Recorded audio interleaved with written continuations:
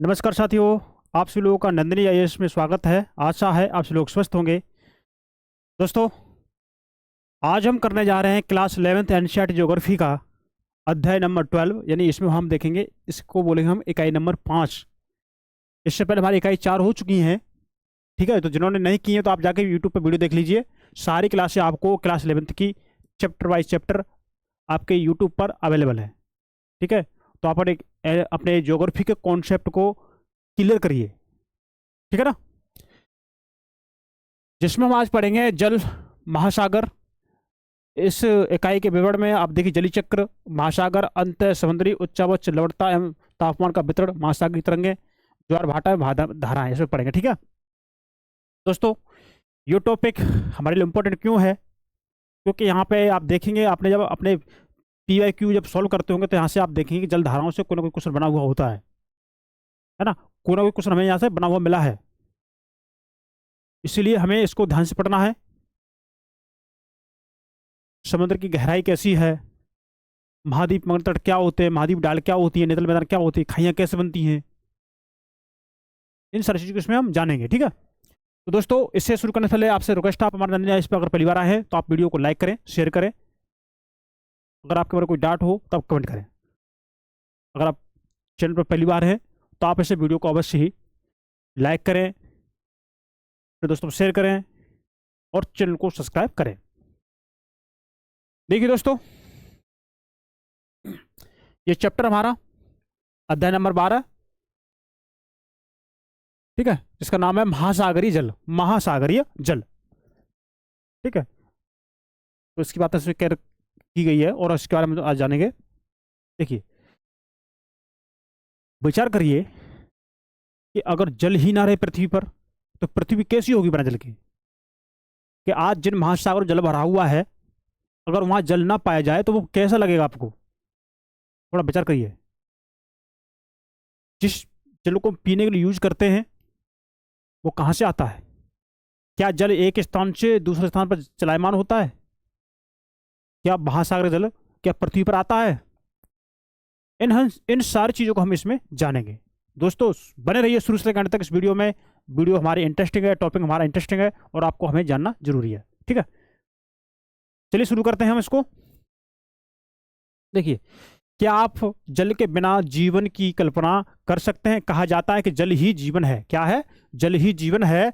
जल पृथ्वी पर रहने वाले सभी प्रकार के जीवों के लिए आवश्यक घटक है। पृथ्वी के जीव सौभाग्यशाली हैं। कैसे हैं? पृथ्वी के जीव सौभाग्यशाली हैं कि यह एक जलीय ग्रह है, अन्यथा हम लोगों का अस्तित्व ही नहीं होता। जल हमारे सौरमंडल का दुर्लभ पदार्थ है। सूर्य अथवा सौरमंडल में अन्यत्र कहीं भी जल नहीं है। ठीक है ना। सौभाग्य से पृथ्वी की धरातल पर जल की प्रचुर आपूर्ति है। हमारे ग्रह को नीला ग्रह, ब्लू प्लेनेट भी कहा जाता है।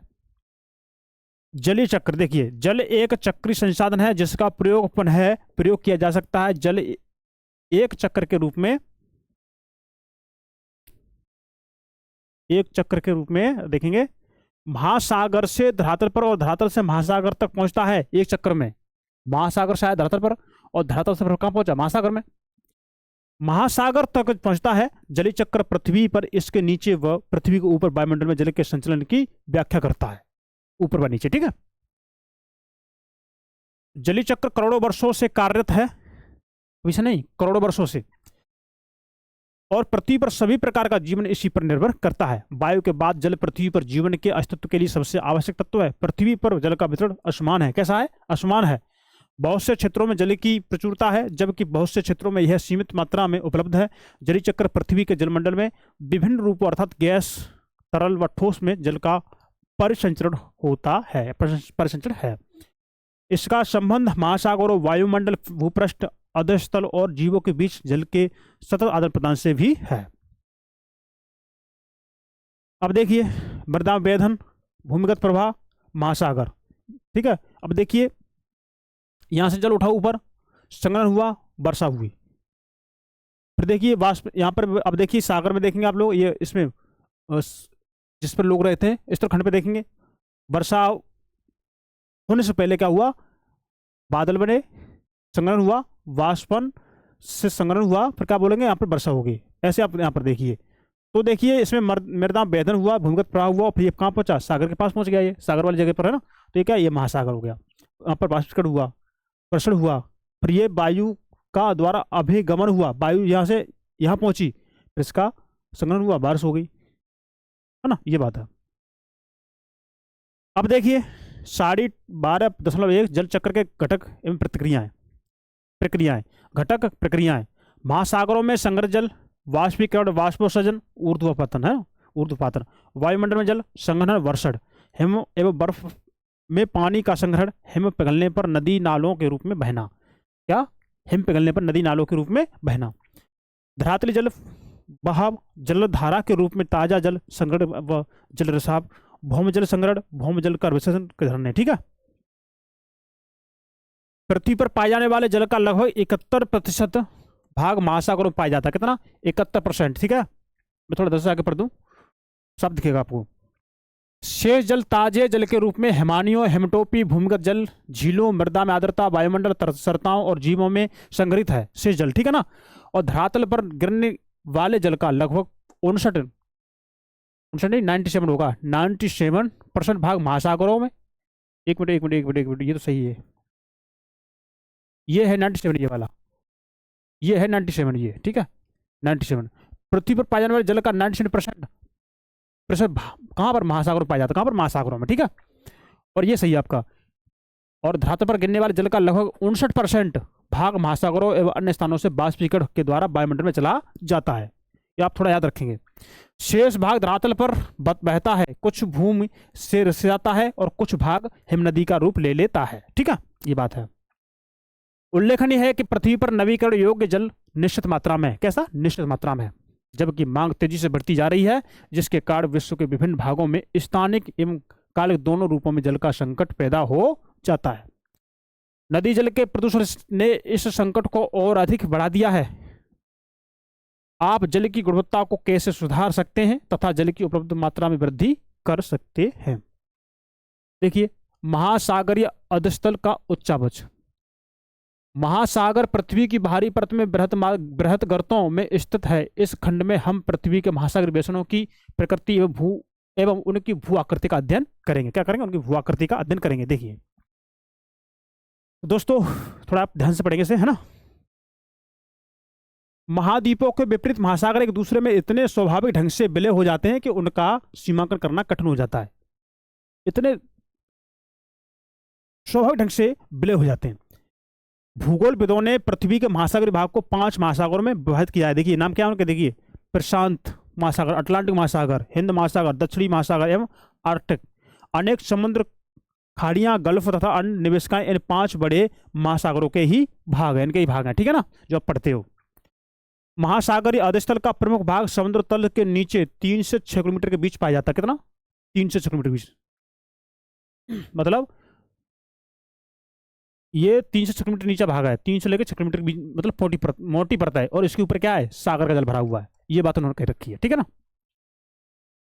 महासागर जल के नीचे की भूमि अर्थात महासागरीय अधस्थल भूमि पर पाए जाने वाले लक्षणों की अपेक्षा जटिल तथा विभिन्न प्रकार के लक्षणों को प्रदर्शित करती है। महासागर तली में विश्व की सबसे बड़ी पर्वत श्रृंखलाएं, सबसे गहरे गर्त एवं सबसे बड़े मैदान होते हैं के कारण ये उबड़ खाबड़ होते हैं। महाद्वीप पर पाए जाने वाले लक्षणों की तरह ये लक्षण भी विवर्तन की, ज्वालामुखी एवं निक्षेपणों की क्रियाओं से बनते हैं। मतलब कहने का मतलब यह है कि जो स्थलाकृतियां महासागर के अंदर पाई जाती हैं जल के भीतर, वो ज्वालामुखी क्रिया के द्वारा, प्लेटों टकराने के द्वारा बनती है ना। तो वे सेम प्रक्रिया बनने की वैसी जैसे हम उत्तराखंड पर देखते हैं। ये बात है। तो ये थोड़ा इनकी श्रृंखला थोड़ी बड़ी है जल के अंदर वालों की। ठीक है, इनकी जटिल प्रक्रिया है, ये उन्होंने बताया। महासागरीय अधस्थल का विभाजन। महासागरीय अधस्थल को 4 प्रमुख भागों में बांटा जा सकता है। कौन कौन से, देखिए। नंबर 1 महाद्वीपीय शेल्फ, नंबर 2 महाद्वीपीय ढाल, नंबर 3 गहरे समुद्री मैदान, नंबर 4 महासागरीय गंभीर। इस विभाजन के अतिरिक्त महासागरीय तली पर कुछ बड़े तथा छोटे उच्चावच संबंधी लक्षण पाए जाते हैं, जैसे कटकें, पहाड़ियां, समुद्री टीला, निगमन द्वीप, है ना, खाइयां, खड्ड आदि। देखिए महासागरीय गंभीर का मतलब होता है गर्त, है ना। देखिए महाद्वीपीय शेल्फ प्रत्येक महाद्वीप का विस्तृत सीमांत क्षेत्र होता है। सीमांत क्षेत्र सीमांत मैंने विस्तृत सीमांत होता है, जो अपेक्षाकृत उथले समुद्रों तथा खाड़ियों से घिरा होता है। यह महासागर का सबसे उथला भाग होता है, जिसकी औसत प्रवणता 1 डिग्री या उससे भी कम होती है। यह शेल्फ अत्यंत तीव्र ढाल पर समाप्त होता है, जिसे शेल्फ अवकाश कहा जाता है। महाद्वीप शेल्फों की चौड़ाई एक महासागर से दूसरे महासागर में भिन्न होती है। ठीक है, महाद्वीपीय शेल्फों की औसत चौड़ाई 80 किलोमीटर तक होती है। कुछ सीमांतों के साथ शेल्फ नहीं होते अथवा अत्यंत संकीर्ण होते हैं, जैसे कि चिली के तट तथा सुमात्रा के पश्चिमी तट इत्यादि पर। इसके विपरीत आर्कटिक महासागर में साइबेरियन शेल्फ विश्व में सबसे बड़ा है, जिसकी चौड़ाई 1500 किलोमीटर है। शेल्फ की गहराई भी भिन्न भिन्न होती है। कुछ क्षेत्रों में यह 30 मीटर और कुछ क्षेत्रों में 600 मीटर गहरी होती है। ये बात दे रखी उन्होंने। तो देखिए, जैसे ये मान चलो, ये हमारा मतलब भारत देश है और हमारा हिंद महासागर है। तो आप देखेंगे धीमे धीमे धीमे ढाल होती होकर की, धीमे धीमे धीमे धीमे धीमे धीमे धीमे धीमे फिर ऐसे करके ऐसे ऐसे ऐसे और फिर ऐसे होता है ना। तो ये हो गया महाद्वीप शेल्फ, जिसे हम बोलते हैं महाद्वीप मंगल तट। ये होती है हमारी महाद्वीप ढाल, महाद्वीपीय शेल्फ। महाद्वीपीय शेल्फ बोलो से या बोलो ढाल, ये मंगल तट, क्या मंगल तट, महाद्वीप मंगल तट। ये होती है हमारी ढाल, महाद्वीपीय ढाल। ये होता है हमारा नितल मैदान, महाद्वीपीय नितल, उसका इसका समुद्री नितल मैदान। और इसी बनती है खाई है, क्या ट्रेंच, इसे बोलते हैं खाई, खाई। ठीक है, और इसी पर हमारे कटक पाए जाते हैं। है ना, यहाँ से जैसे यहाँ से मिट्टी आती है, यहाँ से देखिए ये हमारा क्या है, ये हमें जो हमें दिखाई दे रहा है, ये हमारे लगभग इसकी चौड़ाई कितनी होती है, 80 किलोमीटर तक होती है ना। अब यहाँ पर सूर्य का प्रकाश पड़ेगा। देखिए जितनी भी जैविक क्रिया होती हैं, जितनी भी होती हैं, वो सारी जैविक क्रिया आपके महाद्वीपीय मंगल तट पर ही होती हैं। मछलियों को पाया जाना, वनस्पति को पाया जाना, और यहाँ तक कि एक पेट्रोलियम पदार्थ भी यहीं पर होते हैं। ठीक है, अब देखिए यहाँ से जो अवसाद आते हैं, अवसाद यहाँ तो अवसाद लुढ़कते लुढ़कते यहाँ जमा हो जाती है, जमा होती जाती, जमा होती जाती, जमा हो जाते हैं। तो ये कहीं कहीं कटक बन जाता है, कहीं कहीं छोटे छोटे पठार बन जाते हैं, इसी के अंदर ही, पानी के अंदर ही, है ना।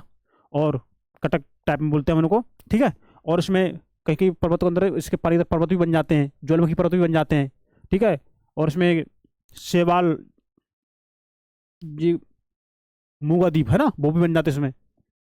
ठीक है, ये इसकी बात है हो रही है। तो बस उन्होंने यही बात लिख दी है और इसमें कुछ नहीं है। देखिए महाद्वीपीय शेल्फों पे अवसादों की मोटाई भी अलग अलग होती है। ये अवसाद भूमि से नदियां, हिमनदियों तथा पवन द्वारा लाए जाते हैं और तरंगों द्वारा, धाराओं द्वारा वितरित किए जाते हैं। महाद्वीपीय शेल्फों पर देखिए लंबे समय तक प्राप्त स्थूल तलछटी अवसाद जीवाश्म ईंधनों के स्रोत बनते हैं। क्या बनते हैं, जीवाश्म ईंधन के, जैसे पेट्रोलियम हो गया, है ना, पेट्रोलियम गैस वगैरह, ये बनती है जीवाश्म ईंधन के स्रोत होते हैं। जैसे कोई जैसे मछली मर गई है ना, मान के चलो मछली मर गई, तो अब वो बहती कहाँ गई, बहती आ गई आपके तट के किनारे। तो क्या हुआ, वो मर गई, गल गई, सड़ गई, वहीं पर क्या हो गया, वो दब गई उसके अंदर, फिर और ऐसा हुआ। तो ये क्या बनते हैं, ये आपके जीवाश्म ईंधन बन जाते हैं। ठीक है ना, जैसे पेट्रोलियम वगैरह आप निकालते हैं, तो इसकी बात उसमें हो रखी है। और देखिए महाद्वीपीय ढाल, महाद्वीपीय ढाल महासागरीय बेसिनों और महाद्वीपीय शेल्फों को जोड़ती है। इसकी शुरुआत वहां होती है जहां महाद्वीप शेल्फ की तली तीव्र ढाल में परिवर्तित हो जाती है। किसी तीव्र ढाल में, क्या है ये तीव्र ढाली तो है, ये क्या है, तीव्र ढाली तो है ना। ढाल वाले प्रदेश की गहराई 200 मीटर एवं 3000 मीटर के बीच होती है। कितना, 200 मीटर से लेकर के 3000 मीटर तक होती है, 200 मीटर से लेकर 3000 मीटर तक। ठीक है, ढाल का किनारा महाद्वीपों की समाप्ति को इंगित करता है। इसी प्रदेश में कैनियन यानी गंभीर खड्ड एवं खाइयां दिखाई देती हैं। अब देखिए ये क्या है, ये महाद्वीप शेल्फ है, महाद्वीप शेल्फ ये रहा।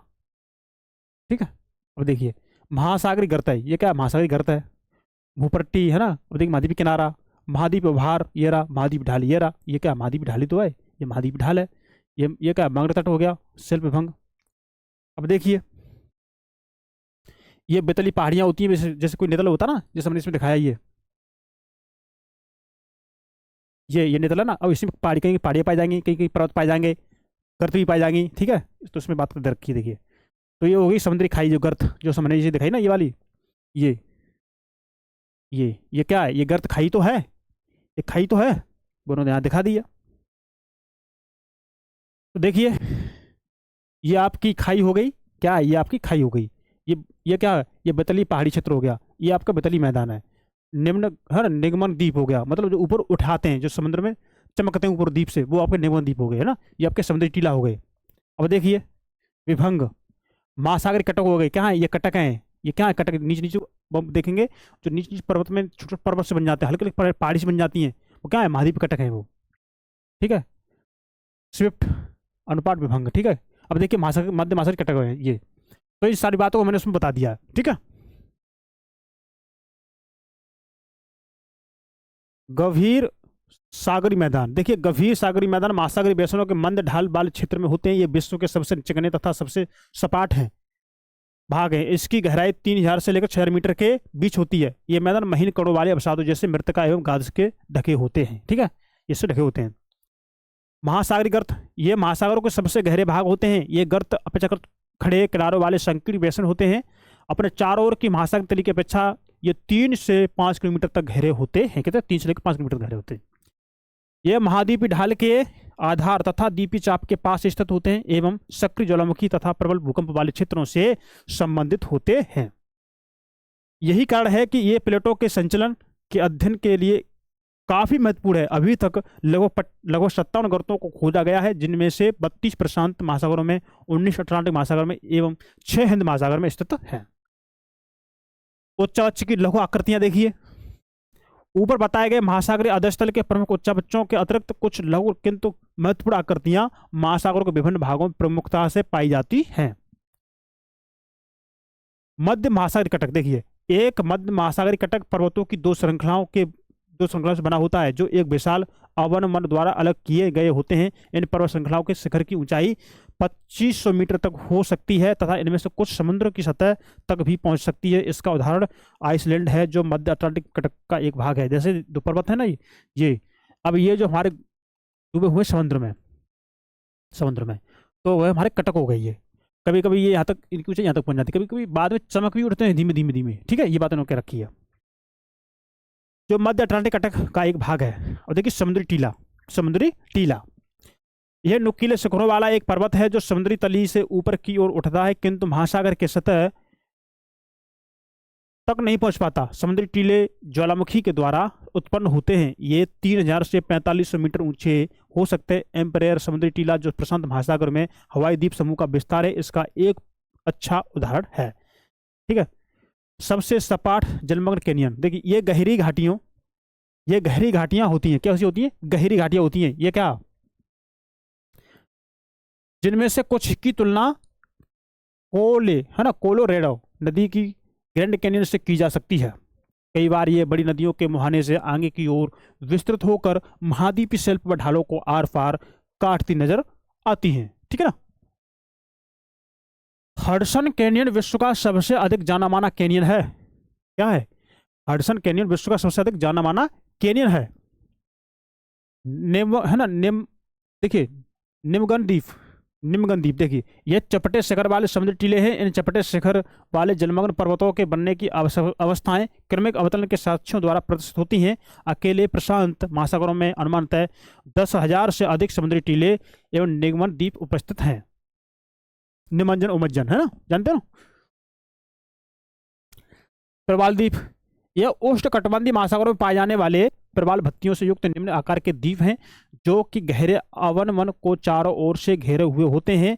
यह समुद्र अनूप का एक भाग हो सकता है, या कभी कभी ये साफ खारे या बहुत अधिक जल को चारों तरफ से घेरे होते हैं। देखिए प्रवाल द्वीप, ये बना होता है कैल्शियम कार्बोनेट का, इसका कैल्शियम कार्बोनेट का होता है। तो ये बनता गया, ऐसा क्या बनेगा, आपका द्वीप बन गया प्रवाल द्वीप। और कभी ये द्वीप बन जाएंगे, ये द्वीप बन जाएंगे, ये बन गया, ये बीच का जो भाग बचा ना, ये वाला, ये क्या होता है, ये अनूप बोलते हैं इसको। क्या? अनूप है ना। कभी कभी ये साफ खारे या बहुत अधिक जल को चारों तरफ से घिरे रहते हैं, जैसे घिरे हुए हैं। ठीक है, ये बात है।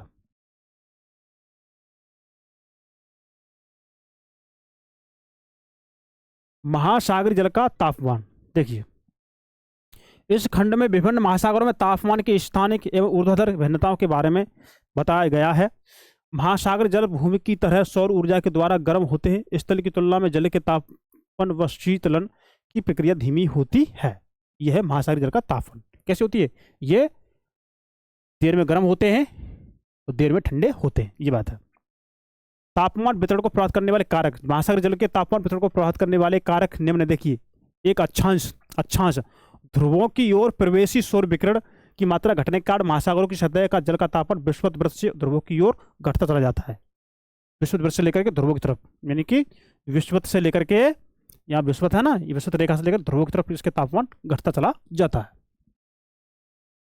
नंबर 2, स्थल एवं जल का असमान वितरण। क्या? स्थल एवं जल का असमान वितरण।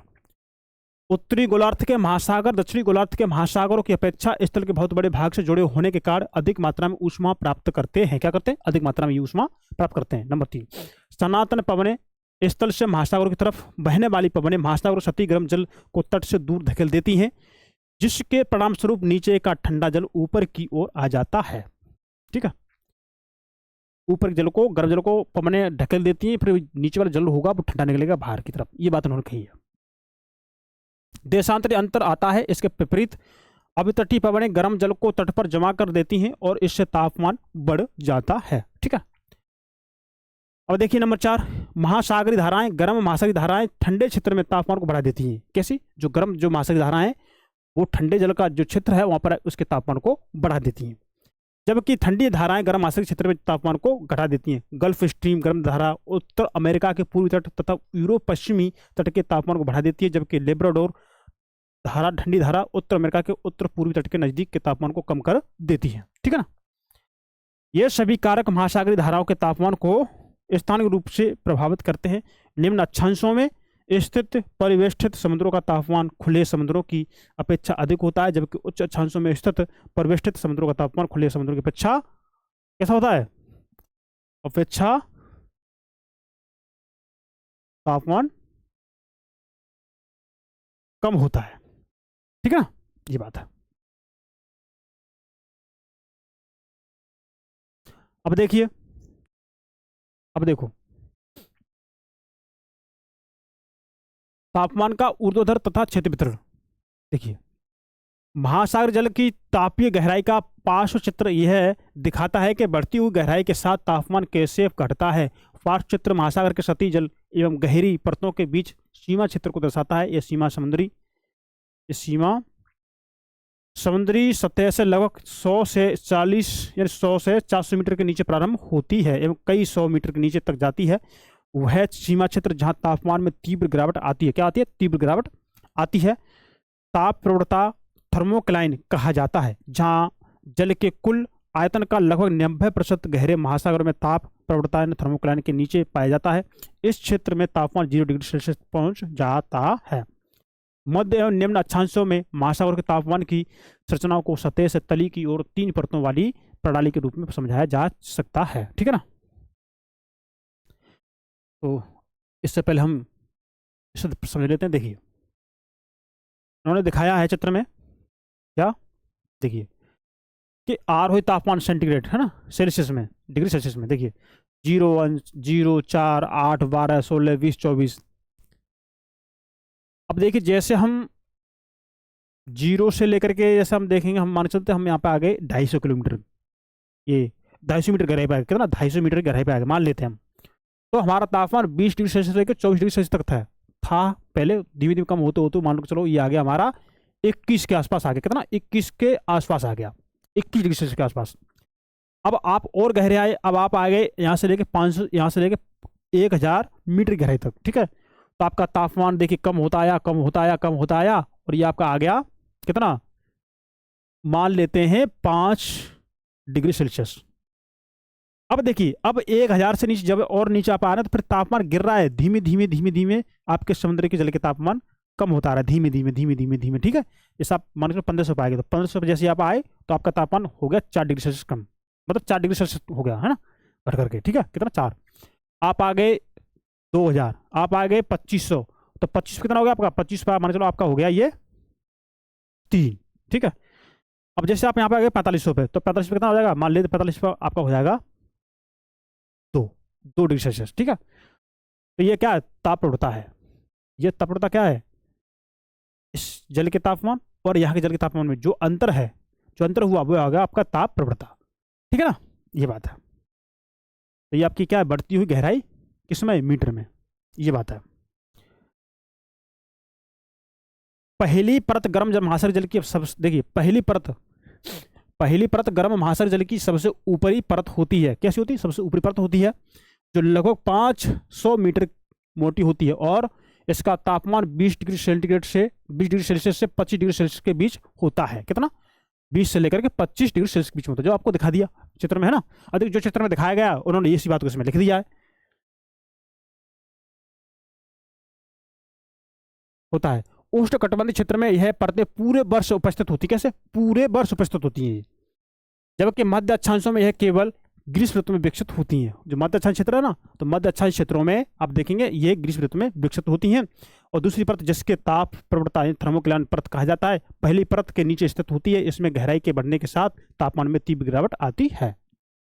तो क्या बता रहे हैं कि जैसे जैसे आप समुद्र के नीचे जाएंगे वैसे तापमान में कमी आती है। बस इसका मेन कॉन्सेप्ट बस ये रहा ना। यह थर्मोक्लाइन की मोटाई 500 से लेकर 1000 मीटर तक होती है।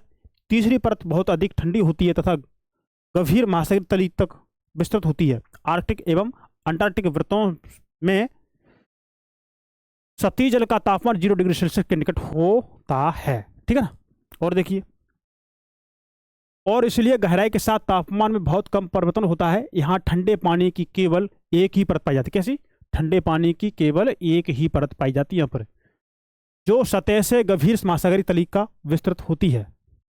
महासागरों की सतह के जल का औसत तापमान लगभग 27 डिग्री सेल्सियस होता है और यह विषुवत वृत्त से ध्रुवों की ओर क्रमिक ढंग से कम होता जाता है। कैसा, कम होता जाता है।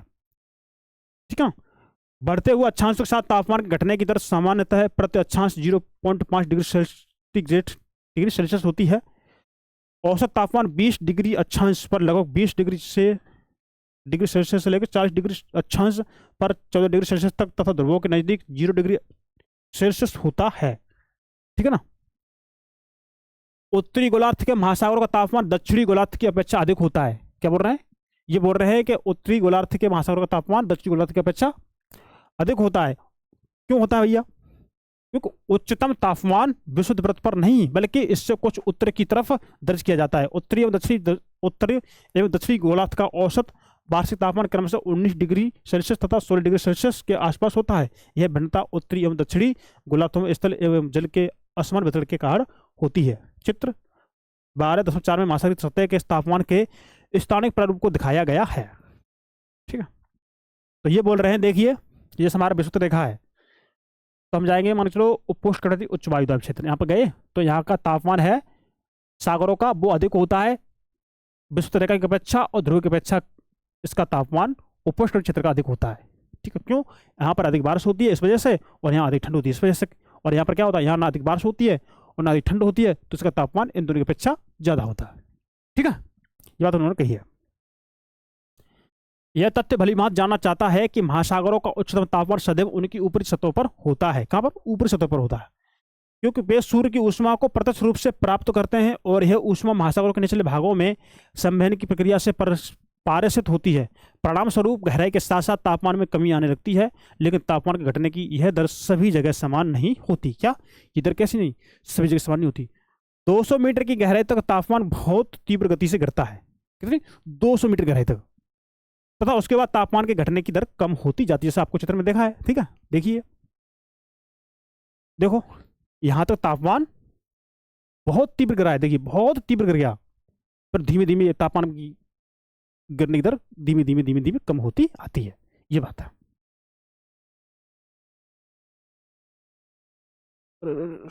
भाई रुक जा,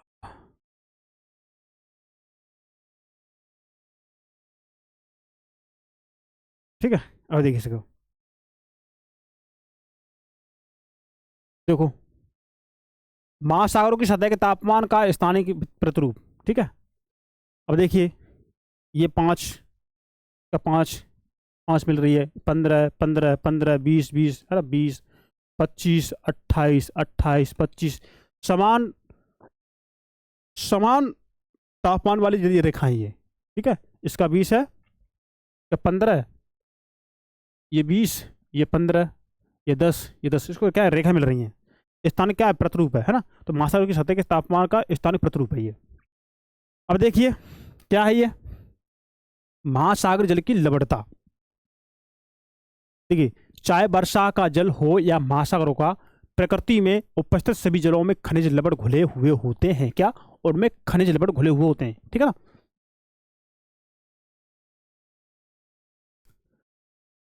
लवणता वह शब्द है जिसका उपयोग समुद्री जल में घुले हुए नमक की मात्रा को निर्धारित करने में किया जाता है। इसका परिकलन 1000 ग्राम यानी 1 किलोग्राम समुद्री जल में घुले हुए नमक ग्राम में की मात्रा के द्वारा किया जाता है। जैसे प्राय प्रति 1000 भाग, प्रति 1000 भाग, इसको देखिए, इसको बोलते हैं 0/00, मतलब बोलते हैं इसे प्रति 1000 भाग, मतलब प्रति 1000 भाग, ठीक है, क्या, प्रति 1000 भाग, या पीपीटी के रूप में व्यक्त किया जाता है।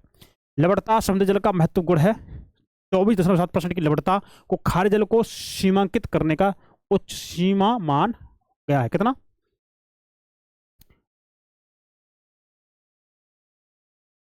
प्रति भाग, ठीक है।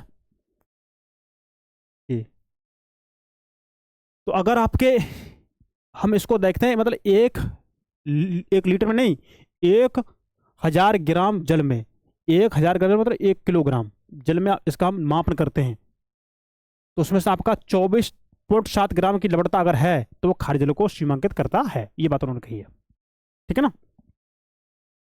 महासागरीय लवणता को प्रभावित करने वाले कारक, महासागरों की सतह के जल की लवणता मुख्यतः बाष्पीकरण एवं वर्षा पर निर्भर करती है। किस पर, बाष्पीकरण पर और वर्षा पर, मतलब जहां बाष्पीकरण अधिक होता हो और वर्षा अधिक होती हो। तो जहां बाष्पीकरण अधिक होगा तो क्या होगा, वहां के जल की लवणता बढ़ेगी, और जहां बाष्पीकरण कम होगा, वर्षा अधिक होगी, तो वहां की लवणता कम होगी। ये बात है। नंबर 2, तटीय। तटीय क्या, देखिए, तटीय क्षेत्रों में सतह के जल की लवणता नदियों के द्वारा लाए गए ताजे जल के द्वारा तथा ध्रुवीय क्षेत्रों में बर्फ के जमने पिघलने की क्रिया से सबसे अधिक प्रभावित होती है, ठीक है। पवन भी जल को एक क्षेत्र से दूसरे क्षेत्र में स्थानांतरित करके लवणता को प्रभावित करती है। क्या, पवन, ये भी क्या करती है, एक स्थान से लेकर दूसरे स्थान पर इसको ये प्रभावित करती है लवणता को, ठीक है। महासागरीय धाराएं भी लवणता में भिन्नता उत्पन्न करने में सहयोग करती हैं। महासागरीय धाराएं, जल की लवणता, तापमान एवं घनत्व तो परस्पर संबंधित होते हैं, इसलिए तापमान अथवा घनत्व में किसी भी प्रकार का परिवर्तन किसी क्षेत्र की लवणता को प्रभावित करता है। देखिए, उच्चतम लवणता वाले क्षेत्र, मृत सागर में 238, ठीक है, ग्राम प्रति हजार, ठीक है। टर्की की वान झील में 330 ग्राम प्रति हजार, गेट सल्ट झील में 220 ग्राम प्रति हजार, ठीक है, प्रति ग्राम, है ना। लवणता का क्षेत्र वितरण, सामान्य खुले महासागरीय लवणता कितनी, 33% से 37% के बीच होती है। सामान्य खुले हुए सागर की, है ना। चारों तरफ इस तरह से घिरे लाल सागर में यह 41% तक होती है। चारों तरफ से अगर इस तरह से घिरा हुआ कोई सागर है, इसमें बात कर रखी किसकी, लाल सागर की, तो इसमें लवणता होती है 41% तक। और खुला सागर तो उसमें कितना होती है, 33 से लेकर के 37% तक। जबकि आर्कटिक एवं ज्वार नदमुख में मौसम के अनुसार लवणता 0 से लेकर 35% के बीच पाई जाती है। गर्म तथा शुष्क क्षेत्रों में जहां वाष्पीकरण उच्च होता है, कभी कभी वहां की लवणता 70% तक पहुंच जाती है। कितनी, 70% तक पहुंच जाती है। देख लीजिए, यहाँ पर क्या होता है, जहाँ पर बाष्पीकरण उच्च होता है, तो मैंने क्या कहा, जहाँ बाष्पीकरण अधिक होता है तो लवणता अधिक होती है, और जहाँ बाष्पीकरण कम होता है, वर्षा अधिक होती है, तो वहाँ पर लवणता कम होती है। बस आएगा कॉन्सेप्ट वहीं पर। तो प्रशांत महासागर के लवणता में भिन्नता मुख्यतः इसके आकार एवं बहुत अधिक क्षेत्रीय विस्तार के कारण है। उत्तरी गोलार्ध के पश्चिमी भाग में लवणता 35% से ले 35% में कम होकर 31% हो जाती है, क्योंकि आर्कटिक क्षेत्र का पिघला हुआ जल वहां पहुंचता है। इसी प्रकार 15 से 20 अंश दक्षिणी के बाद यह 33% तक घट जाती है। तो ये बात है। अब देखिए, अटलांटिक महासागर की औसत लवणता 36% के लगभग है। उच्चतम लवणता 15 डिग्री सेल्सियस से लेकर के, ये 15 अंश से लेकर के 20 अक्षांश के मध्य, ठीक है, के बीच दर्ज की गई है। अब देखिए, अधिकतम लवणता 20 अंश, देखिए नॉर्थ 20, देखिए 20 एवं 30, ये हो गया हमारा 20 अंश उत्तरी अक्षांश, है ना, और ये हो गया 30 अंश उत्तरी अक्षांश, 30 उत्तरी अक्षांश, ठीक है, तथा 20 अंश पश्चिमी देशांतर से 60 अंश 60 अंश पश्चिमी देशांतर के बीच पाई जाती है, मतलब इसमें पाई जाती है, इसमें ये पाई जाती है, इसमें बीच वाले भाग, ठीक है, इसमें ये पाई जाती है कि बीच पाई जाती है। उत्तर की ओर क्रमिक रूप से घटती जाती है। क्या होती है? उत्तर की ओर क्रमिक रूप से ये घटती जाती है। उच्च अक्षांश में स्थित होने के बावजूद उत्तरी सागर में उत्तरी अटलांटिक प्रवाह के द्वारा लाए गए अधिक लवणीय जल के कारण अधिक लवणता पाई जाती है। बाल्टिक समुद्र की लवणता कम होती है। क्या होती है? जो बाल्टिक समुद्र है उसकी लवणता कैसी होती है? कम होती है, क्योंकि इसमें बहुत अधिक मात्रा में नदियों का पानी प्रवेश करता है। भूमध्य सागर की लवणता उच्च बाष्पीकरण के कारण अधिक होती है। काले सागर की लवणता नदियों के द्वारा अधिक मात्रा में लाए जाने वाले ताजे जल के कारण कम होती है। ठीक है। हिंद महासागर की औसत लवणता 35% है। बंगाल की खाड़ी में गंगा नदी के जल के मिलने से लवणता की प्रवृत्ति कम पाई जाती है। इसके विपरीत अरब सागर की लवणता उच्च बाष्पीकरण एवं ताजे जल की कम प्राप्ति के कारण अधिक है। चित्र 12.5 विश्व के महासागर की लवणता को दर्शाता है। ठीक है, देखिए इसकी लवणता कितनी है? 37, इसकी 36, इसकी 34, इसकी 33, 35 क्यों यहाँ पर क्यों ज्यादा, यहाँ पर क्यों कम है? क्योंकि यहाँ पर ये बर्फ जमी हुई, बर्फ का पानी यहाँ पर आ जाता है, इसकी लवणता कम है। ठीक है, यहाँ 36, 35, 36, 34, 34, 35, यहाँ पे भी कम क्यों है? क्योंकि यहाँ पर ये हमारा विषुवत रेखा है, पर बारिश अधिक होती है, बाष्पीकरण होता है, बारिश भी अधिक होती है। और देखिए आपका ये उपोष्णकटिबंधीय क्षेत्र है, उपोष्णकटिबंधीय क्षेत्र देखिए तो यहाँ पर कितनी है? 37 है, 37 यहाँ ज्यादा है। क्यों? ये कर्क रेखा के पास क्षेत्र है, कर्क रेखा के पास। क्यों ज्यादा है यहाँ पर? क्योंकि यहाँ तापमान कैसा रहता है? यहाँ ना तो अधिक ठंडा है ना अधिक गर्मी। तो यहाँ पर आप देखेंगे यहाँ पर गर्मी तो अधिक होती है, लेकिन यहाँ पर बाष्पीकरण यहाँ पर कम होता है इसके अपेक्षा, क्योंकि यहाँ सूर्य का प्रकाश यहाँ थोड़ा तिरछा पड़ता है। गर्मी तो होती है, तिरछा पड़ता है, लेकिन यहाँ पर पानी का बाष्पन कम होता है। जब बाष्पन कम होगा तो बारिश कम होगी, जब बारिश कम होगी क्या होगा? तापमान अधिक होगा, ये लवणता अधिक होगी। ये बात है, ये बाष्पन अधिक होगा तो भाप बल अधिक बनेगा, तो इसमें क्या लवणता अधिक होगी इसकी अपेक्षा। ये बात कह रखी है उन्होंने। ठीक है, अब देखिए लवणता का ऊर्ध्वाधर वितरण। गहराई के साथ लवणता में परिवर्तन आता है, लेकिन इसमें परिवर्तन समुद्र की स्थिति पर निर्भर करता है। सतह की लवणता जल के बर्फ या वाष्प के रूप में परिवर्तित हो जाने के कारण बढ़ जाती है। यह ताजे जल के मिल जाने से घटित होती है, जैसा कि नदियों के द्वारा होता है। गहराई में लवणता लगभग नियत होती है, क्योंकि वहां किसी प्रकार से पानी का ह्रास या नमक की मात्रा में वृद्धि नहीं होती है। महासागरों के सतही क्षेत्रों एवं गहरे क्षेत्रों के बीच लवणता में अंतर स्पष्ट होता है। ठीक है, तो दोस्तों चैनल को लाइक, वीडियो को लाइक, चैनल को सब्सक्राइब एवं अपने दोस्तों में जरूर शेयर करें। आपके कोई भी डाउट है प्लीज कमेंट करें और हमें को बताएं कि हम कैसा पढ़ा पा रहे हैं आपको। ठीक है, देखिए वैसे तो आपकी इसमें हर बात को उसमें गहरे से लिख दिया है, और जहां बात आपको समझाने वाली होती है वो आपको मैं समझा देता हूं। ठीक है, पर अब समझिए इसको तो आप आसानी समझ सकते हैं।